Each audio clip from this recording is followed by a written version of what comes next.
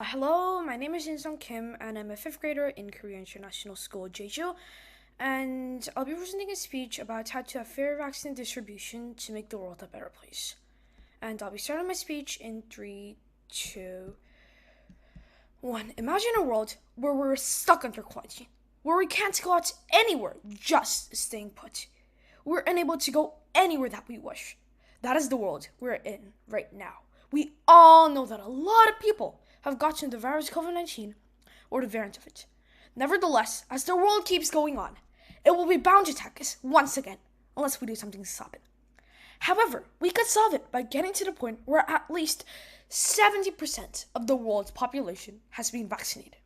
Today, I'll be presenting 3 ways on how to achieve global COVID-19 vaccination. First of all, it can be achieved by using the existing vaccine companies, such as Moderna, Pfizer, and more, that can send vaccines providing manufactured technologies to the undeveloped countries. Currently, the fastest way to produce vaccines is to quickly produce vaccines that have already been tested. Therefore, if other bio companies provide and produce technology and provide it to the undeveloped countries, the WHO and COVAX, the vaccination population can increase rapidly. Second, we can make sure that the pace of sending vaccines is prioritized by the people at risk. Once countries have been allocated enough doses for 20% of the population, additional doses will be made available depending on funding. In this way, the pace at which countries will receive vaccines will be determined by an assessment of their risk at any given time. Consideration will be based on an assessment of risk and valuability.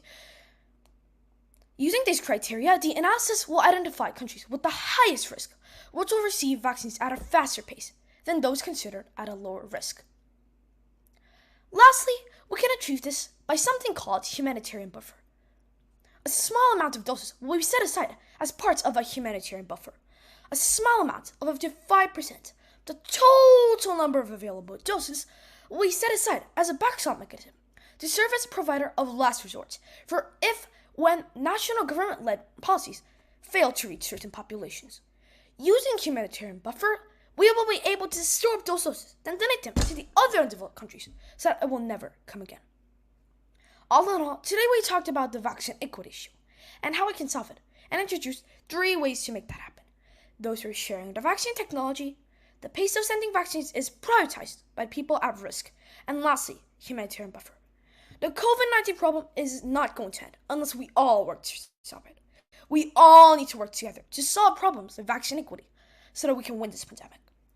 What can you do to contribute towards a global community to stop the impact of COVID-19?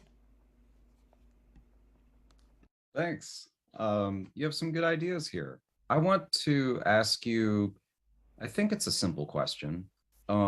Your last idea, you talk about a humanitarian buffer. Yes. Who is responsible to manage and organize the humanitarian buffer? In my opinion, I probably think that the UN should be managing these things, since after all, the UN is the closest thing that we have to the world government. So, and the UN is made of many countries, and I think the UN will be pretty capable of doing these things and making sure that other countries have a fair vaccine distribution. Okay, good answer. Nicely done.